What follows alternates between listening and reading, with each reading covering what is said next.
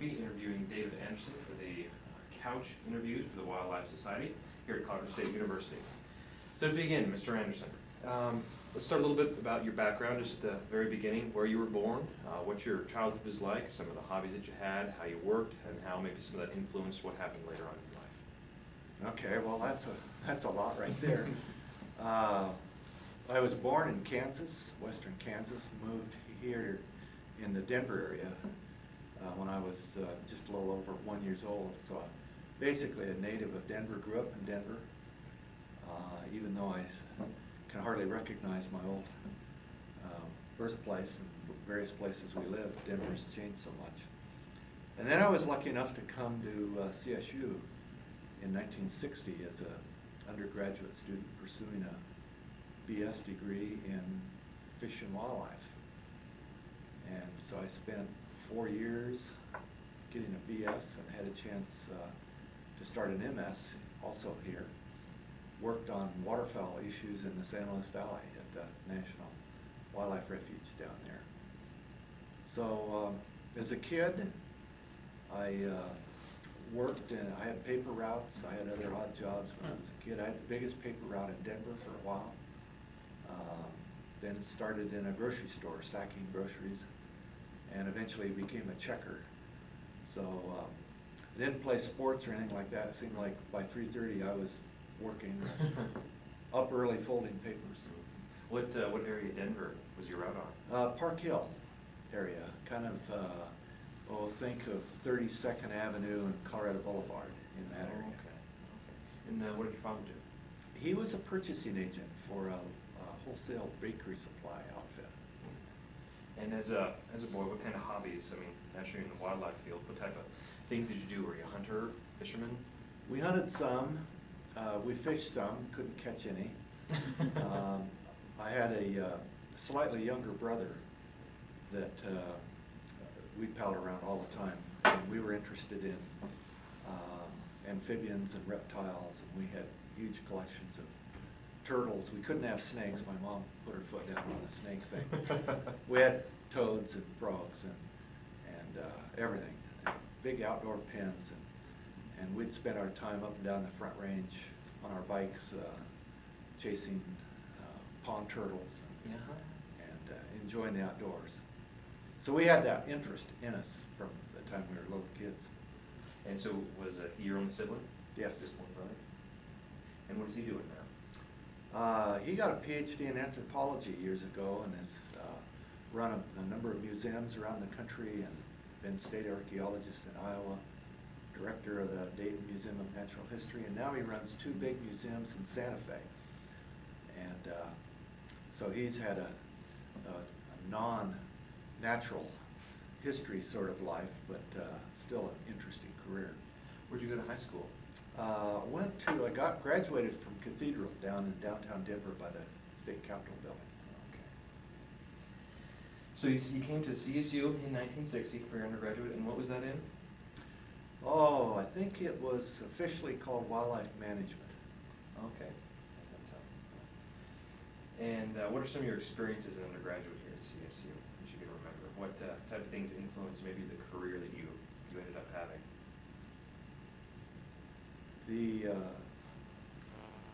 course and the instructor that most influenced my career was probably Elmer Remingay at the undergraduate level. Elmer was in the stat department, and up until maybe a year or so ago, he has been all this time. I don't see much anymore, but he was an influential teacher, a very good teacher, And I don't know, something about him really influenced not only myself, but quite a number of people in Colorado. You'll find this with Dick Hopper, for instance, I bet. Dick would credit Elmer for lots of things that were important in his career. At the graduate level here, at least, Fred Glover was the leader of the Colorado Cooperative Wildlife Research Unit at that time. And he had just taken the job, and I had finished a summer job at Horicon National Wildlife Refuge, and I was interested in wildlife, waterfowl kinds of issues. And so I called him on the phone, told him who I was, wanted to know if I could meet with him. And so we met just a few months after he had been here, and he was interested in waterfowl. I didn't know that. And wow, we had a lot in common, and within a month or so, he offered me an assistantship to pursue a master's down in the San Luis Valley. So those are the two people that I still think of. Yeah. Both are still alive, and both older now, but doing well. So you got your undergraduate and your master's here. The master's was in? Well, the same thing. Probably, Okay. it might have changed to wildlife biology by then. Okay. It was going through a series of sort of name changes. And from there, where'd you go to get your PhD? Well, I should say first that when I left here, I was done with school. I wanted a job. I wanted to get out, exercise the skills that I thought I understood, and school was done. I was never going back. So I got a job at Patuxent Wildlife Research Center as a research biologist in Maryland. And after a few months, I realized, whoops, I don't know it all. After all, I need to go back and learn more. So I had a chance to go to Johns Hopkins University at nights. And in those days, you could take a night class for something like $23 per quarter credit hour.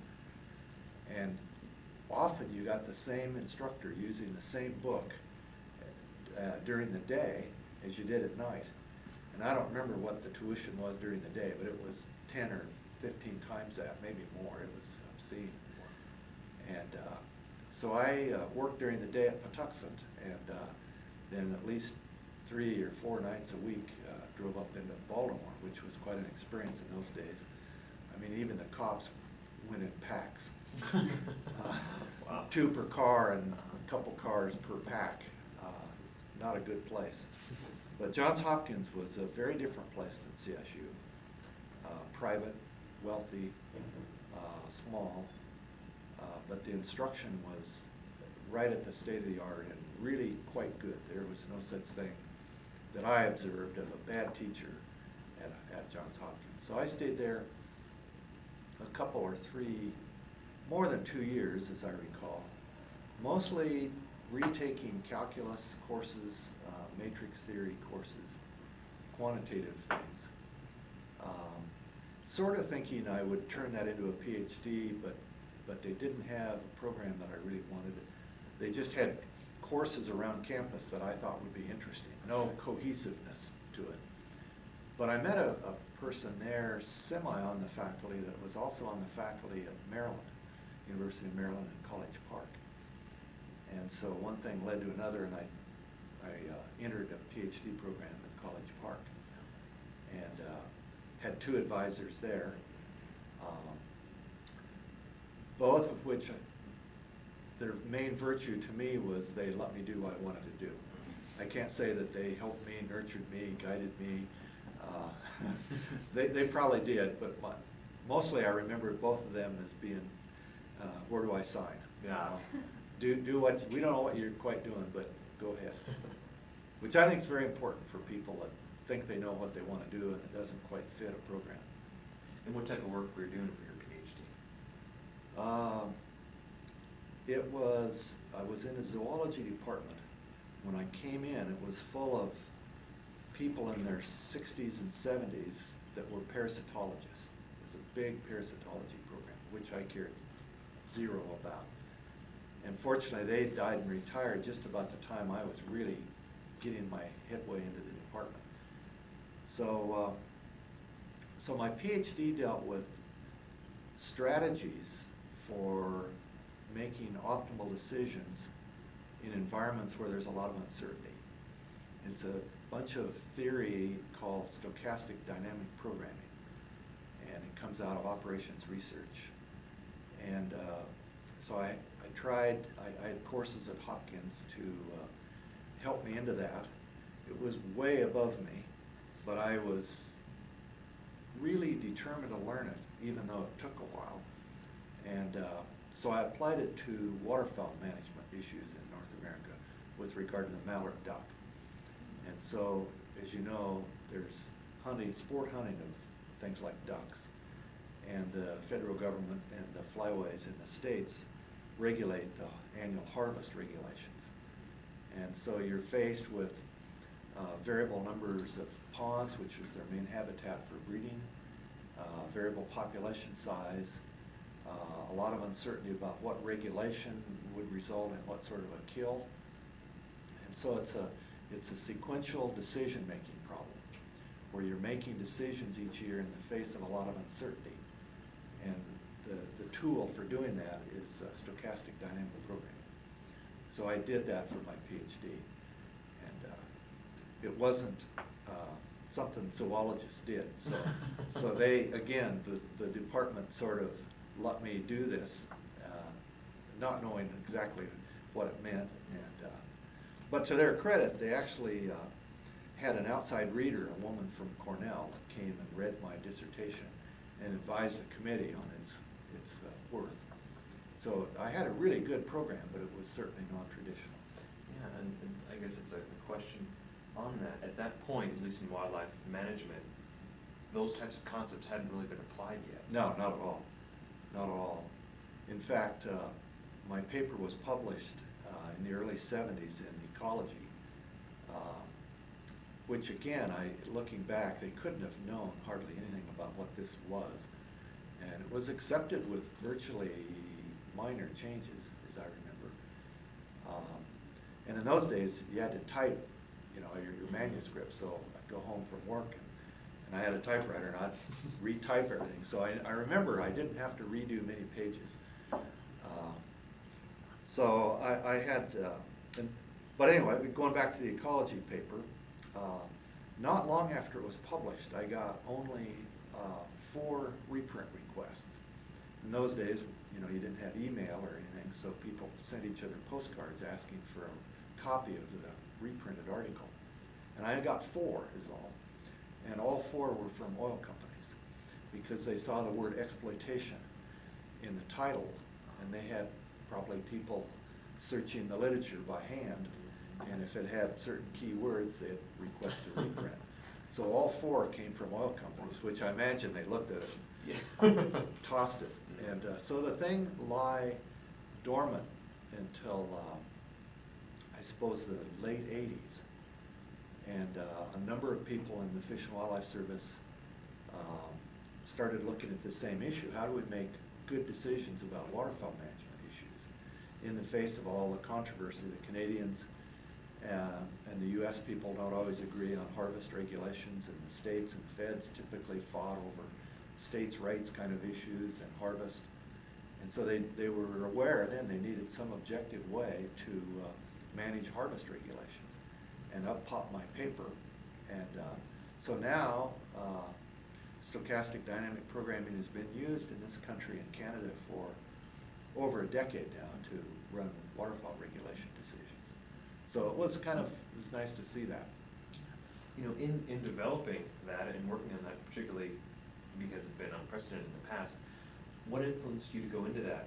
And were there individuals that maybe suggested that, or what developed into you applying those theories to wildlife biology? I was probably lucky. I began to understand the issue not just in terms of mallard ducks or waterfowl in general, but in terms of the overall commonness of that kind of problem. Sequentially making decisions when you don't know how the system works very well. And so I started to realize there must be other fields that have gotten into this. And so at Johns Hopkins, there was 2 people in their operations research department that were world leaders in this area. And I don't remember the details, somehow I collided with them, got ideas, and began to take coursework in that area. But that, I guess I want to mention that that led to sort of a mentor for me all of my life that I never met, and died at an early age of early 60s, some time ago, and that's Richard Bellman. He is probably one of the top mathematicians in the 20th century. Incredible person. Like I said, I'd never met him. I sure wanted to. He developed dynamic programming in the mid-50s, and basically developed the entire field as we still know it today, 50 years later. Dynamic programming, what they call finite or infinite time horizon programming, stochastic dynamic programming, adaptive programming, differential equations, closed form solutions, numerical solutions. He developed the entire field, one man. Wow. Unbelievable. I mean, that never happens. Somebody makes a breakthrough, somebody else makes a breakthrough, and that's the way science progresses. This guy did it 50 years all to his own. Wow. So he's always been a mentor of mine, and in fact, the reader for my PhD, this woman from Cornell, was one of Bellman's students. Oh. So there was a tie-in there too. Okay. But Bellman died early, having published something like 37 books. Most were singly authored. The few that had a second author, Bellman was always first. Something like, it's under 2,000 journal papers, but not by much, 1,800 or something like that. You know, you can't even imagine that.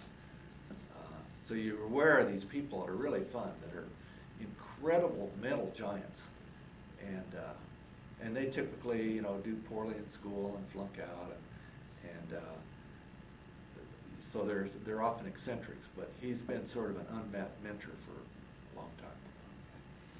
So when you finished your PhD, or what year did you finish your PhD in? 72. What was your first position from there? What'd you Well, do? I kept working at Patuxent for a while. By then, the thing that led me to Patuxent is I was interested in computers in those early days, and the only state or federal position in the United States that had a computer was at Patuxent. Really? Yeah, and at the time I got there, they didn't have one. They had an old wired board sort of accounting machine.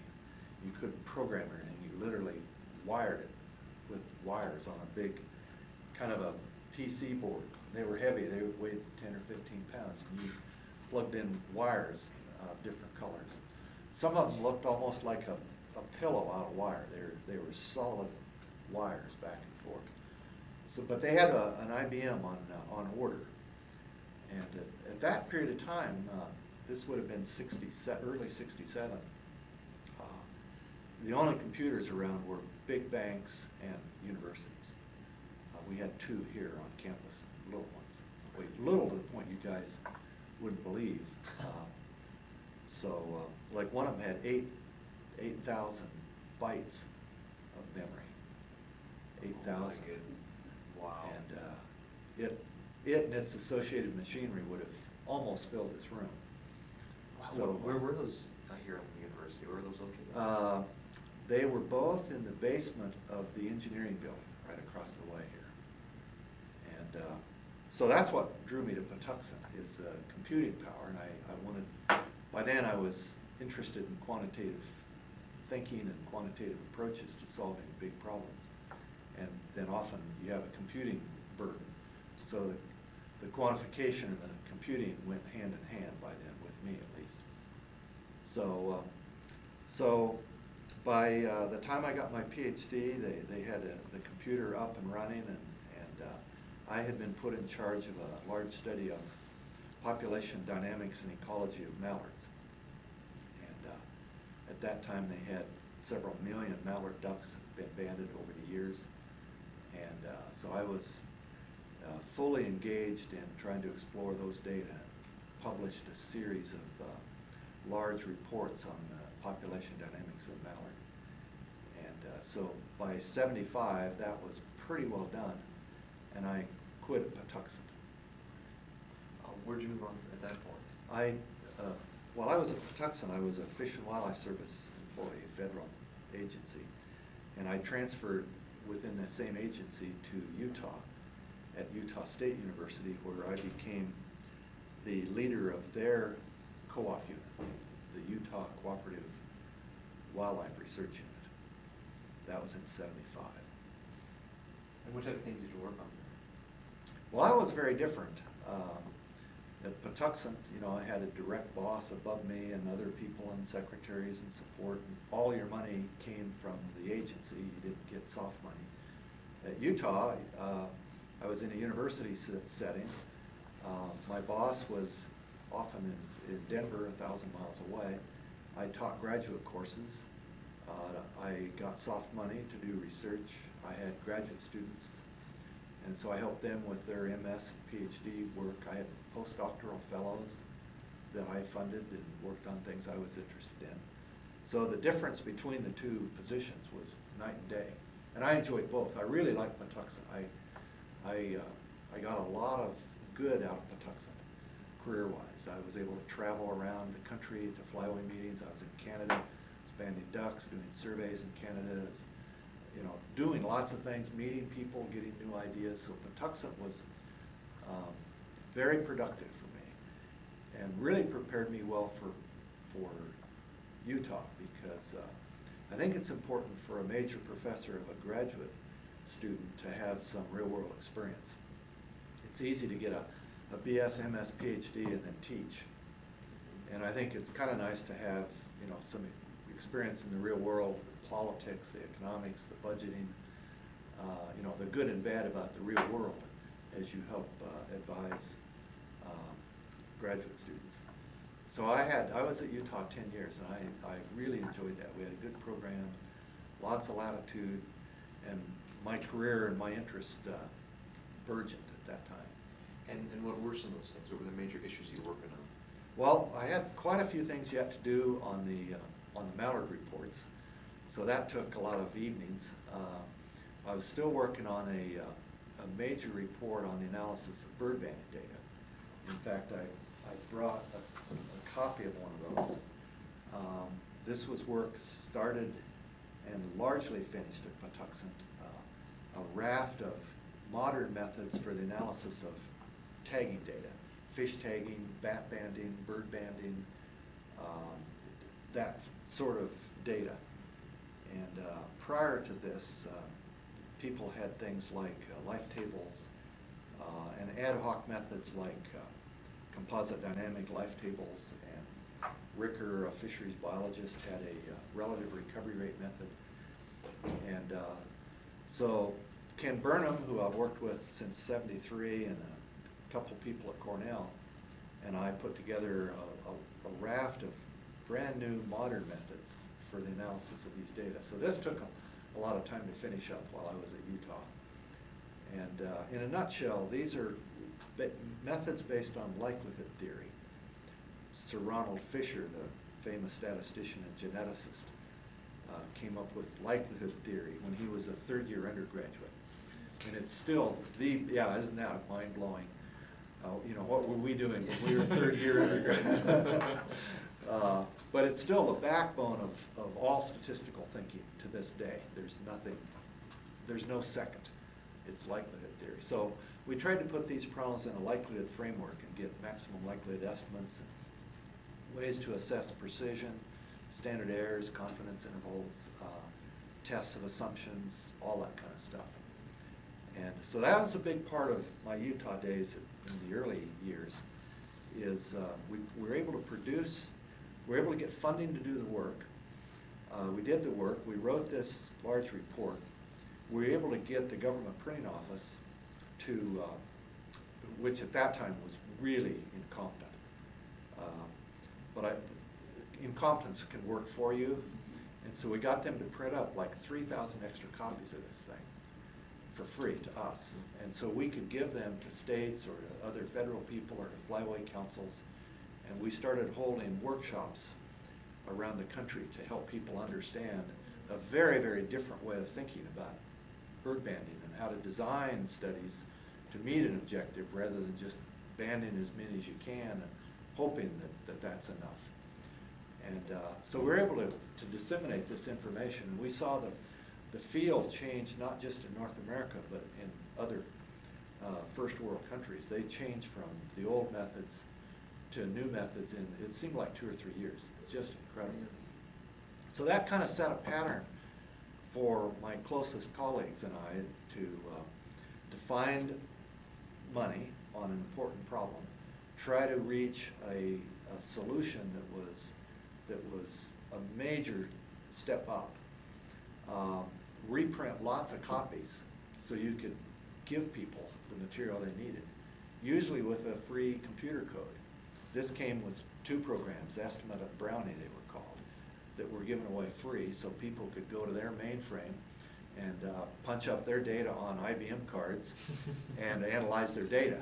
Wow. And so we were corresponding with dozens of people around the world, helping them, answering questions, trying to give advice. And of course, we were learning all that time too. It's not like we knew it all and we could just help people. Every problem seemed to be different. And so all those things kind of affected a career-long path.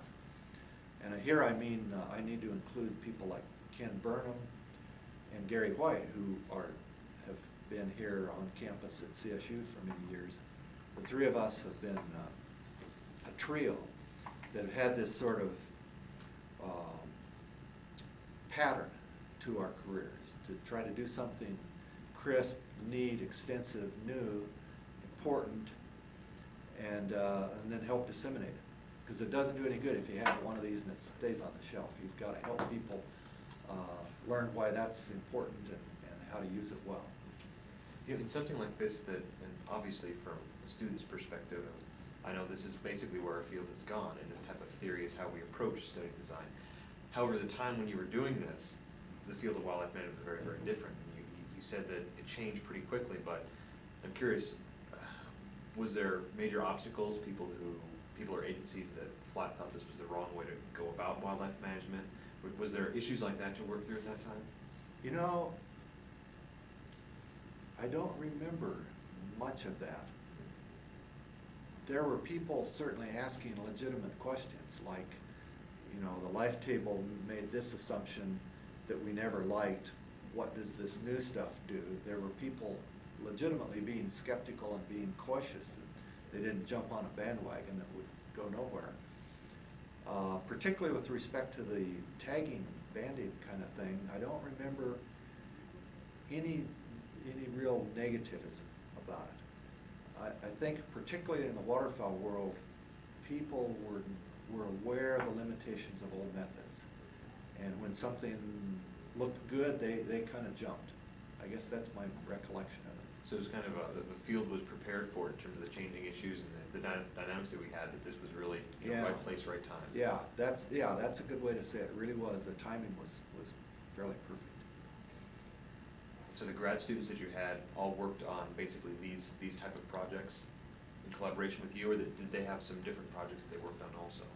By and large, my graduate students at Utah were funded on projects that I was initially interested in. I got the money and some loose objectives. So when I selected them, the selection process made sure that they were interested in that sort of thing. But they weren't given much guidance, nothing specific, you know, like here's your study area, you'll do this, this, this. I didn't do that at all.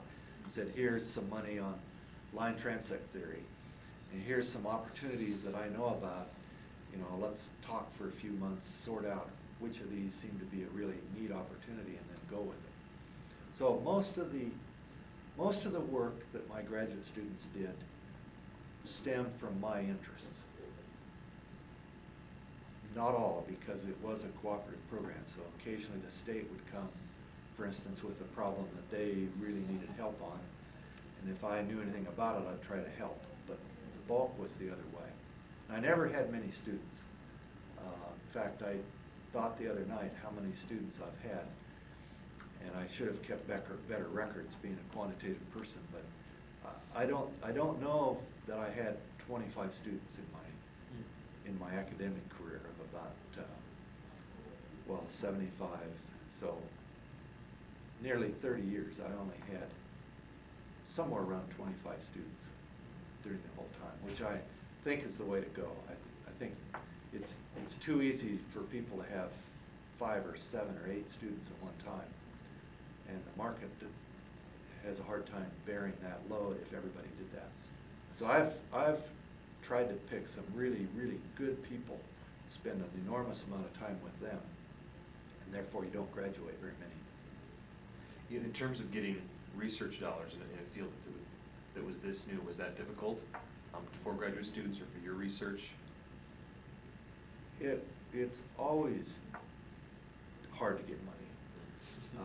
It's funny, when you're young, you don't think that way, but it's always hard to get money. My luck has been in areas where I don't need much money. I have never had much money. And some of the successes that I seem to have achieved, I think, has been partly because I haven't had much money. Big money can certainly corrupt, make you lax. It might be driven too much by quarterly reports and teaming with other people and things that there's a lot of entropy with big money. So once I got $150,000 from a private public utility district, I should say, in Washington, and that seemed like an enormous amount of money. So some people need a lot of money. If you're doing a lot of field work and things, you need money. I was lucky, I never had much money. And I'm very poor at getting money. I hate to ask. If I do get in a group and they want me to do something, I'm usually low, and that's my brother's talent. In archaeology and anthropology, he can get money where there isn't any. It's the difference between us is unreal. Interesting. So after Utah, you said you were there for 10 years. Yeah. What caused you to leave, and where did you move from there? I moved here in '84, late '84. I came here at the same time Gary White came here, and I was the leader of the then combined Colorado Cooperative Fish and Wildlife Research Unit. So it's the same kind of thing I did at Utah State, except now I had fish. And by then, the whole idea of just fish and so-called wildlife was all disappearing anyway. It was a research unit for applied ecology sorts of things, everything from traditional hunting, fishing kinds of things to conservation biology to looking at invertebrates like butterflies. And so the name still reflects kind of the past. This cooperative program started in 1935. So over the decades, the whole field has changed from hunting and fishing into a much more broad set of issues. And you said you came with Gary. Were you both together in this move, or was that just? Well, that's funny.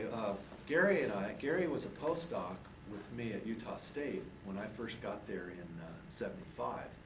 So we worked together for a couple years on a really bad project that I sort of inherited when I got to Utah State. And that, fortunately, it was so bad it collapsed, and they allowed Gary's funding to continue on to some capture-recapture analysis work that I was doing, which is, again, a little bit of a spin-off of the banding stuff.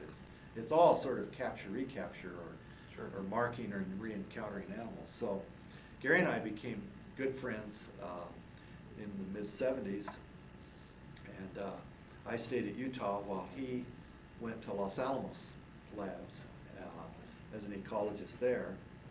And by chance, he got a faculty position here in this department. At the same time, I was the unit leader here.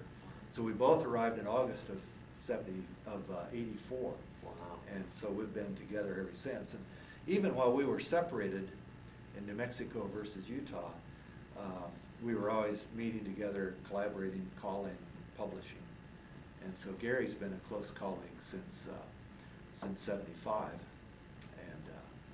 And Ken Burnham was a couple years earlier than that, I hired him at Patuxent, and he came there in the summer of '73. And he and I were at different places for a number of years, but still, like with Gary, publishing together, doing research. So we've been close colleagues. And then Ken came here in about, I want to say late '80s as the assistant unit leader for wildlife in the unit. So to some fair degree, Ken Burnham and Gary White and I have worked together for over 25 years. Published the joint things together and had fun. And so they're really important parts of my career. When you came to the co-op unit, what were some of the issues that you started working on right away? What was the co-op unit like from when you started and then kind of where you took it? When I got here, it was sort of an unhappy situation because there had been two units, a fish unit and a wildlife unit. Both leaders had left. Both assistant unit leaders were acting leaders, hoping to be the leader of the combined unit, neither particularly wanting to work for the other. So while no one welcomed me with open arms, it was still better than each other, if you understand. Yep. The department was going through some real changes and updating at that same time. So it was mostly a very positive experience to work with Gary and Bill Ulrich and people like Dale Hine that were some new, some old in the department, but trying to reform the department a bit. And so that was fun. Technically, of course, you always have these carryover projects from Utah. So you're trying to finish a bunch of stuff from your old position. But at that time, the big issue was the whole issue of steel shot in the hunting of waterfowl and lead shot. And they'd used lead for years. It was very clear that lead is bad, just about period bad for any living system. But the reluctance to change, partly economic, the manufacturers of this stuff didn't want to go to steel, and partly states' rights. And the states, many states said, by God, we are not switching. So it's a classic federal states' rights issue with an economic background. And there are some major studies of the ballistic characters of using steel shot. It's not as dense, it doesn't carry as far, you worry about additional wounding loss. So I got thrown into a big sort of politically charged issue with that. And that was my first major issue, besides trying to keep the unit glued together and moving in the direction that I wanted. And so what was the outcome of that, and where did the unit eventually end up? One of the assistants and I found we had very common values and a lot of conservatism about how we ran the unit and loaning equipment and how we treated students. The other person, it became apparent that he and I didn't have those agreements. And fortunately for both of us, probably he left. We're still semi-friends, but he took off. And then there was a period of quite a few years where that was vacant.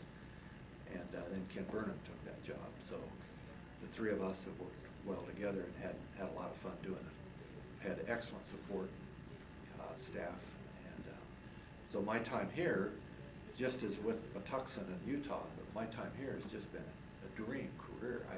I wish a zillion colleagues, including you two, could hope to have the career I did. I mean, there were ups and downs, and there's days where it didn't seem like it was all that fun, but looking back, I had a very good career, very productive and fun. What are some of the other projects you've worked on in your career? The one that I guess I'd start with started when I was a MS student in the San Luis Valley. Part of that was trying to estimate the density of waterfowl nests. And so the idea was to search a fairly narrow strip on each side of you, about 8 feet on each side, looking for duck nests. And these are in a saltgrass environment with some rabbit brush and greasewood. So you'd think you could surely see a good-sized duck nest to 8 feet. And the fact is, you can't. You miss duck nests even at 8 feet. And so that realization, as I started to understand it, led to a whole raft of things about line transect theory. So I've worked on line transect theory since 1965 and published a couple dozen papers, I suppose. And there's actually a book in '93 that came out on line and point transect sampling. By then, the field had expanded from not only sampling on lines, but infinitely short lines, which is point transects. And so we realized that connection at some point and produced a really nice book in '93 that was widely used and accepted. And it had a free, just like the Bandian stuff, it had free software that was very capable.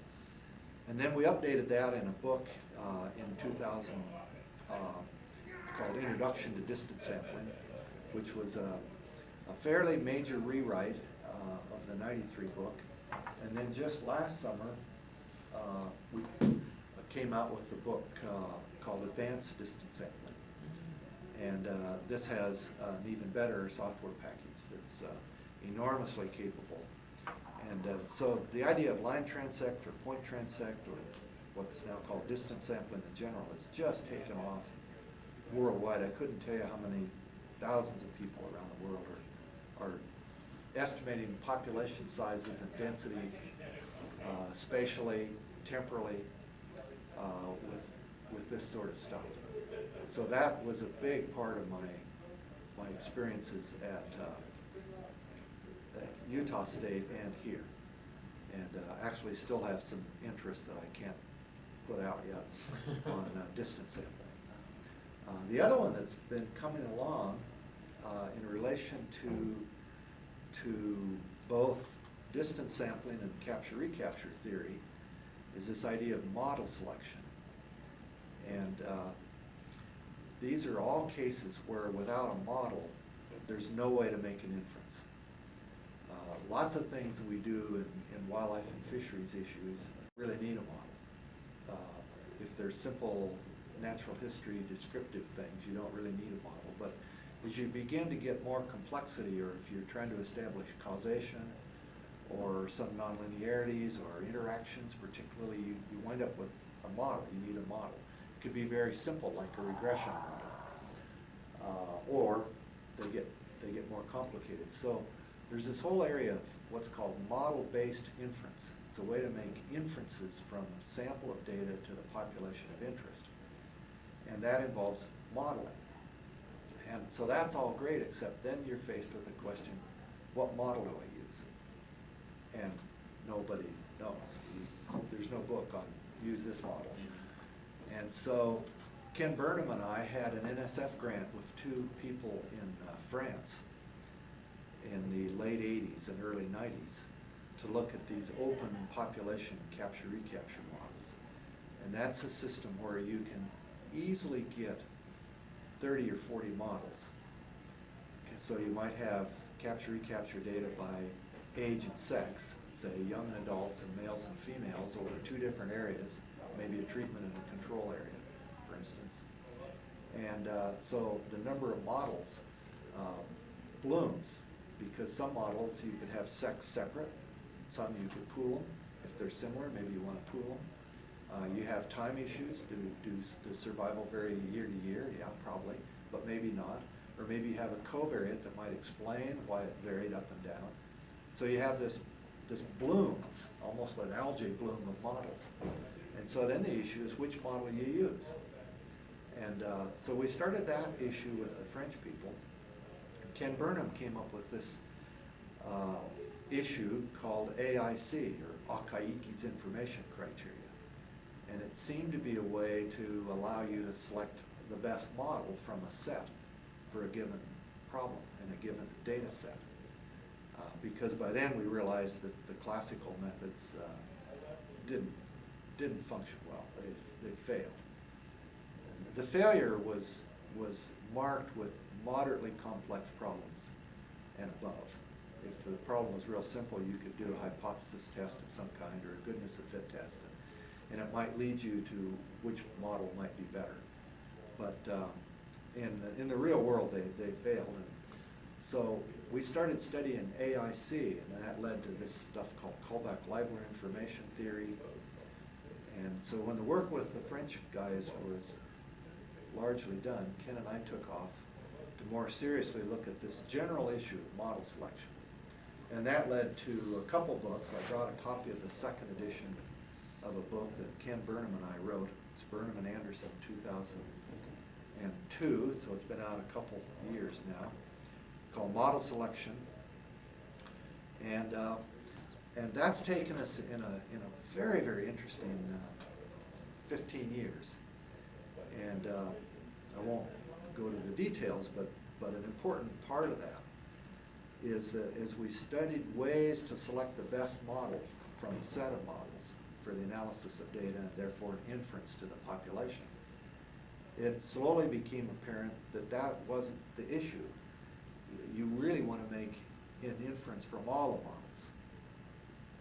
And that's still very new. If we ask all of PhD level statisticians in the world today about making inference from all the models, so-called multi-model inference, 2/3 would not know what that name meant. It just hasn't, it's too new, it hasn't clicked yet. But if you think about it, our models are fairly crude approximations to full reality.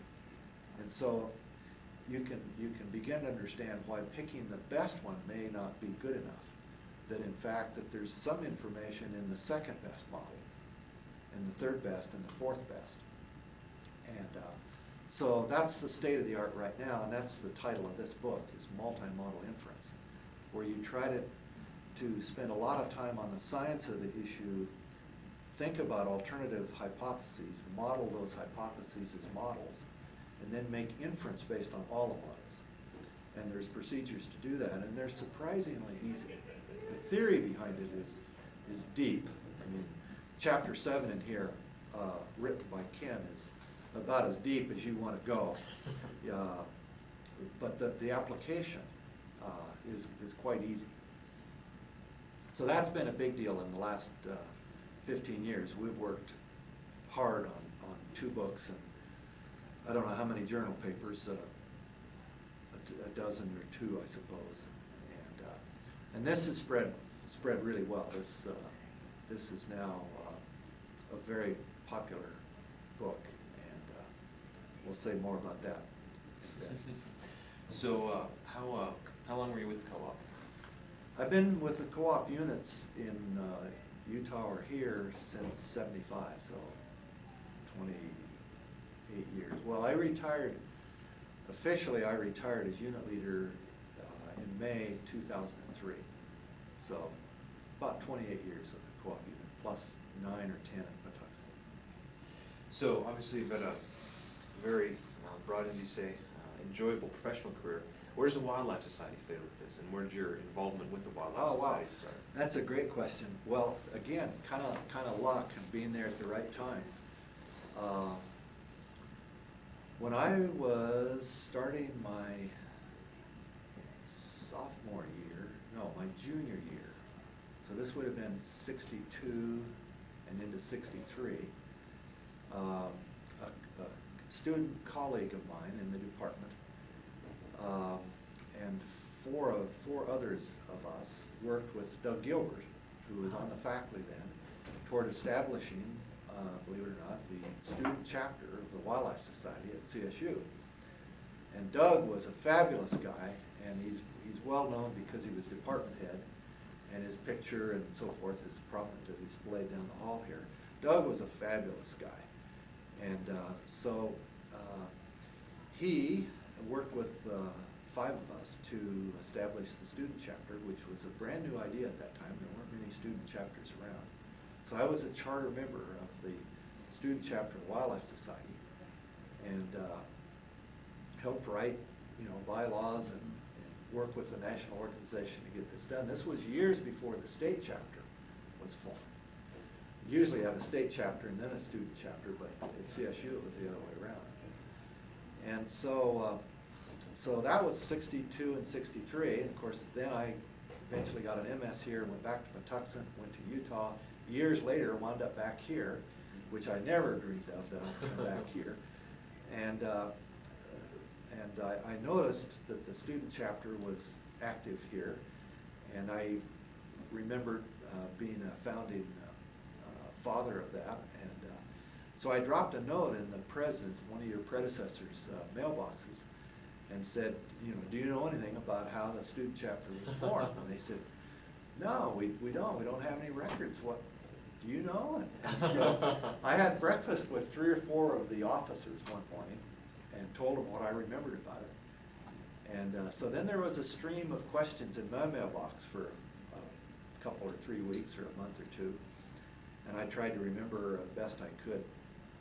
And so before I knew it, they established, in honor, I guess, of the 30th anniversary, would that have been right?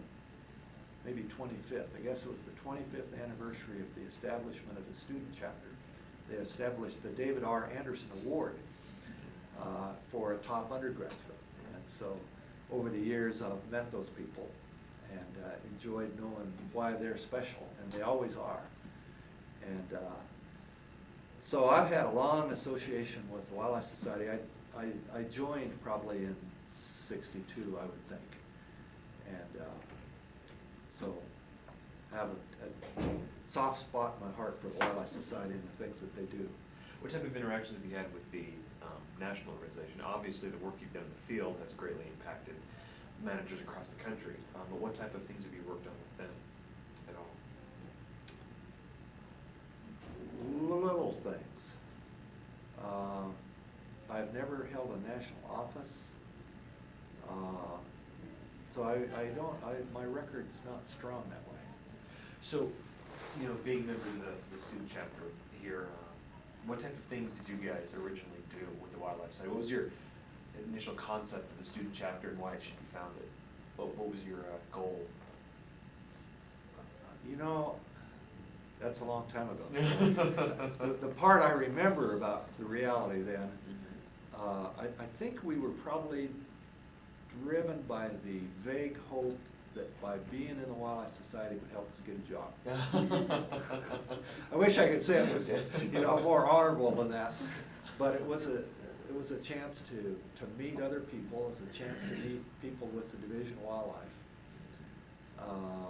The federal groups were not particularly visible at that time. Like here now, we have hundreds of federal ecologists in town. In those days, we had the state, pretty much, period. So I think it was largely trying to understand professionalism with the hope that that would lead to job opportunities. And this year, obviously, the national organization disagrees with you in that your record is not strong with the Wildlife Society after winning the Aldo Leopold Award. And you know, this is a special year to do this interview because of that. Tell us the story of how that came about, and I'm sure you now know the people who were involved in doing that and what that moment was like when you found out it was you. Well, it's something, and you'll hear other Leopold medalists probably say this, and it is true. It's something you don't dream of. You don't think, wow, I hope someday, you know. You don't even think of that. So it was a surprise, but in my case, the surprise came early because when the committee, which operates in real secrecy, when the committee had chosen me, of course they start calling people like Lynn Carpenter, saying, hey, you know, you got to get Anderson to Calgary. And a few phone calls within town here, everybody started realizing I wasn't going to be here. I was in Europe. And so Jim Nichols at Patuxent, Jim's a fabulous ecologist, should be a medalist himself, and has my old job at Patuxent. Talk about a coincidence. He called me at home last late summer, and he said, I hate to tell you this, but I've got to tell you early, you're going to receive this award, and we realize you're going to be out of the country. What can we do? What are the dates? and so forth. And so we looked and got the calendars out, and if I came back a day early, which I could do, then I could have got back to Canada in time. So I flew into Denver late on a Friday night, drove back up here, changed clothes, grabbed my wife. We were back on an airplane at 11 the next morning for Calgary. So I knew, but very few other people did. And that's one of the excitements about the Leopold Award is 99.9% of the people don't know until it's announced, but I did. And I was so lucky because I was in Europe, the University of Zurich in Switzerland, giving a 2-day short course on this book, in fact. So it wasn't something I could move up a day or leave early or anything. I was just stuck. And so it was just really an extraordinarily lucky situation that I could change my schedule slightly and get back just in the nick of time and see the awards are given at like 9 o'clock on Sunday morning. So it's not like you have Sunday to fly in there. You got to be there Saturday night. So it was a mind-bending recognition that I'm still thinking about. You know, it really says something to the significance of the work that you've done, that one of your close colleagues, Gary White, has also won the Leopold Award. With that in mind, there's so many great contributions to the field. Personally, what do you think have been the most significant contributions to the field of wildlife biology that you have you've given? Oh, boy, it's hard to say. I suppose the whole field of distance sampling and its adaptations has been useful to the field. You know, we're seeing it in marine mammal work, we're seeing it in desert tortoises, we're seeing it in plants, butterflies, small mammals. It's just a very, very useful field. I was lucky to be part of that. And then this work on model selection, even though it seems a little bit esoteric, I think it's going to really help rewrite the way we think about, it's going to rewrite the way we think about science. People think it's a statistical contribution, and there is that aspect, but it talks about the way we do science, the way we think of science, the way we approach science issues. And of course, all those have management impacts too. You can't have good management without good science. So that's been another thing that I've really had fun doing. How have you personally seen the changes in our field over, say, the past 35, 40 years of wildlife biology and fishery biology, of how we used to manage, how we currently manage, and how we are solving the problems and dealing with the issues at this point, based on where we've come from? That's hard to say. Well, and I guess I'd maybe think of a negative and a positive part of that. The negative part is that in the last 35 years, in every entity we have, we've seen an encroachment of the political process in the state and federal agencies. It used to be the director of the Fish and Wildlife Service was, period, the director of the Fish and Wildlife Service. He knew the resource issues, and he championed those causes. And now those are positions that are violently compromised by politics. But it's crept down to the deputy, to the associate regional directors and the associate directors. And every year in my life, we've seen that encroachment of the political process. And that doesn't have a place in my mind. At some point, everybody loses when we do that. On the positive side, which is what I'd want to emphasize far more, is the difference, even in, say, 30 years, the difference in the field is impossible to describe. We've made advances that couldn't have been anticipated 30 years ago. Now, I'm saying this from us as a scientist more than a manager, because that's been my experience, but you know, just going back, say, just 30 years, the idea of a pit tag was completely would have been like science fiction. The revolution in computers, the same way. The revolution in thinking, like major guiding principles like adaptive resource management, that blend science and management into one. Remote sensing, I mean, you can just think of all sorts of things that in the last 3 decades have just changed the field enormously. And not just the United States where there's wealth and there's sophistication, but you look around other, at least second and third, and often, well, first and second world countries, but even third world countries now have access to incredible advances in the field. So it's really hard to imagine. It's hard also to imagine, will we do that again in the next 30 years? Will it be that much better in 30 years? I'd like to think so. I can't imagine it will. Maybe it'll be more so. You know, like computers, they just keep going up and up and up and up. Maybe that's the case. But the advances that I've seen in my career are just astounding. So, you know, you've kind of retired, but obviously you're still working on a lot of the same things, and in my opinion, one of the characteristics of individuals like you that why we want to interview you is because you never really do give up. You're always contributing back to the field. But with any of your free time, what do you plan on doing in the future, if you have any? Well, again, I retired 1.5 years ago, so that it's like the Utah days and the Patuxent days. You have this spillover into your retirement.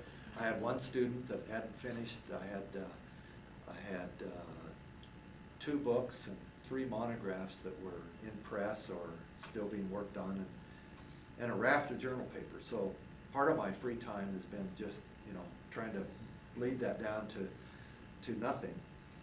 And I've been fairly good at that, but I have a soft heart for people that need help, and so if somebody from Timbuktu calls and they want a little help, I tend to. The other thing that I've done is I formed a small company called the Applied Information Company. I'm its president.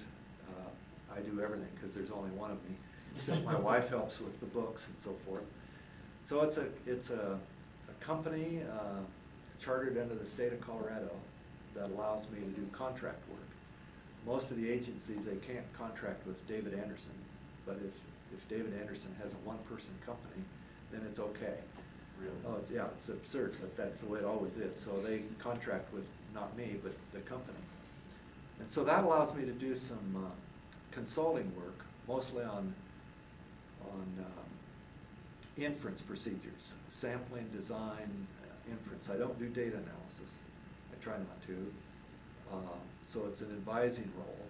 Most of that has been on endangered species issues, where there's always a component about population size and survival probabilities, recruitment issues, habitat issues that affect survival and recruitment. So I've done some of that and with the company, but the main part of the company gives workshops around the world, primarily on multi-model inference and model selection issues, but some on distance sampling and some on capture, recapture, or other issues like that. But it's primarily on the new book, the 2nd edition of this multi-model inference book. So that has really been fun because I keep up with that aspect of the field. I'm excited about it, continue to think about it and advance my ideas, and you meet people from all over the world that are doing interesting things. Sometimes you can help them, sometimes you can't, but you remember what it was that prevented you, so maybe you can, you know, solve that problem too. So I'm having a blast. I work, right now I've been given, I don't advertise, but I've been given about 1 workshop a month on average, somewhere around the world. And that's just about right, because there's a lot of planning and coordination. And then you're gone for a week. Most of the workshops are 2 days, but they can be 3 or 4. So it's like a third time. And so it gets me out and about and keeps me excited. And I really have liked that. Does your wife travel with you? If we go someplace that she judges to be interesting, she goes. So we'll go a week or two early and you know, see National Wildlife Refuges or special areas, usually of an outdoor sort of thing. Or we'll stay late after the workshop. What type of things is she interested in? She has spent her career as a senior sales director for Mary Kay Cosmetics. And so she has unit members all over the United States. Has won, I think, 11 pink cars and Cadillacs. And so she's had a very successful career. But she's very interested in seeing, you know, some of the world's natural wonders. This summer we were in South America giving a workshop at the University of Buenos Aires, and we had a chance to go to this Iguazu Falls up in the northeast part of Argentina by Paraguay and Uruguay and Brazil. And they're falls about like Victoria Falls in Africa, just incredible waterfall, and full of toucans and monkeys and so we have a chance. It's not in the bag yet, but we have a chance to go probably with Gary White, except I can't catch up with Gary long enough to get a yes, but we have a chance to go to the United Arab Emirates on the Persian Gulf and give a week-long workshop on the open population capture recapture models. And Gary has written since '94 an incredible software package that's also free that allows all that kind of stuff to be done. So we have a chance of pulling in some people out of Saudi Arabia and Iran, at least, maybe Egypt, all of which get along fine. You'd never know that there's wars and tension and everything over there. All the scientists seem to be happy and working with each other. So if we could pull off a week-long workshop in Abu Dhabi, the capital, it could really influence what goes on in that region.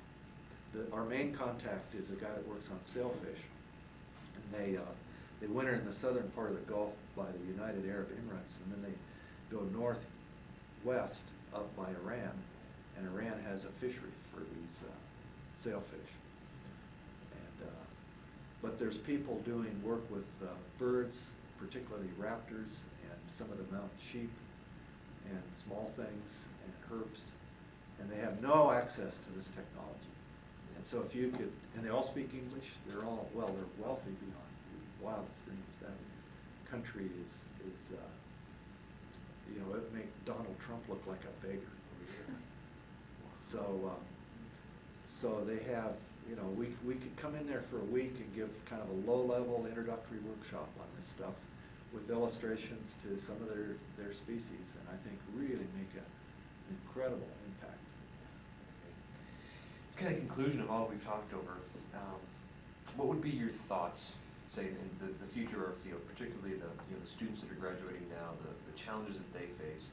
What is your opinion of where we're heading in the future, and what things we should perhaps watch out for and be prepared for? Oh, wow, that's another big one, isn't it? Well, I have a strong belief in the need for people to understand as much as they can quantitative issues. And the belligerent fact is people before me solved the easy problems. During my generation, we got the rest of them. What's left are the difficult problems, the community level problems with nonlinearities and thresholds and asymptotes and interactions and difficulties making measurements, difficulties understanding evidence. We have ways to compute and quantify evidence, but understanding that evidence is still a challenge. And so people entering the field, if they're going to contribute, certainly in a research environment, have got to pick up on their quantitative computer skills, or they will fail. For people interested in current management issues, the need is less, but without the ability to understand what the other people are saying, they may not fail, but they will be hampered a lot. And we've seen this throughout all of science as these science fields begin to mature, even if the beginning is really still clear down here, there's a quantification. And as the science matures, the quantification gets more and more. And it really is a model-based endeavor. You do experiments, there's models of those experiments. Everything is learned from a quantitative approach. As you get out of this descriptive, sort of primitive phase. And so I think my career, for all the time I've been in it, I have seen this. I have seen that people with quantitative skills, and I don't necessarily mean, you know, Einstein level people, but ones with decent quantitative skills can solve problems and be at the forefront compared to their peers. So I think that's really important. Nobody likes that. I wasn't brought up that way. In fact, my early math background was poor. I didn't see its relevance. But I remember taking, in high school, I took geometry. And for some reason it snapped and I loved it. And I got a couple different tests. I got such a high grade they virtually accused me of cheating. And I said, no, I just got interested in it, you know. So people have to have in their educational background, like I did from people like Elmer Remingay, that you can do it, and that there's rewards for thinking quantitatively and using quantitative methods. And so that's very important, and it's hard to, as a student, I think it's hard to understand why you need to take matrix theory and calculus and differential equations and math stat. There's that gap there that's difficult, and you just don't see it going anywhere.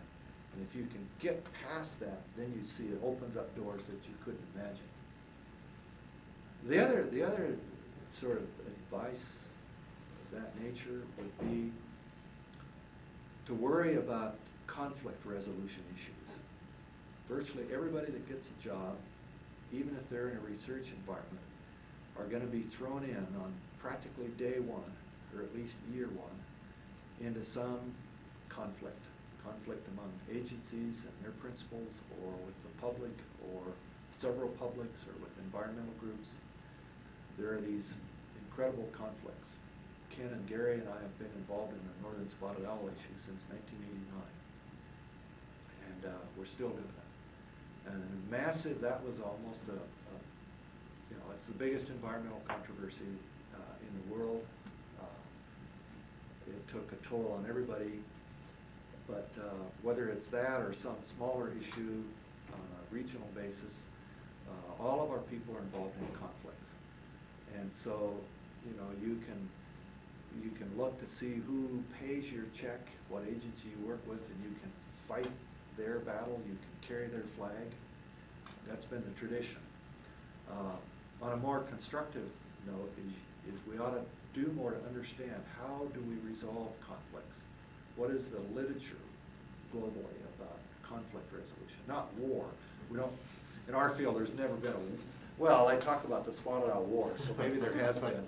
But what are the principles to defining and resolving and minimizing conflicts?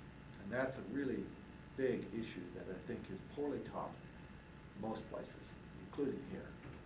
But I think that's something we've got to increasingly address in our education, and as young people start their first jobs, is how can I contribute to the resolution of some of these conflicts?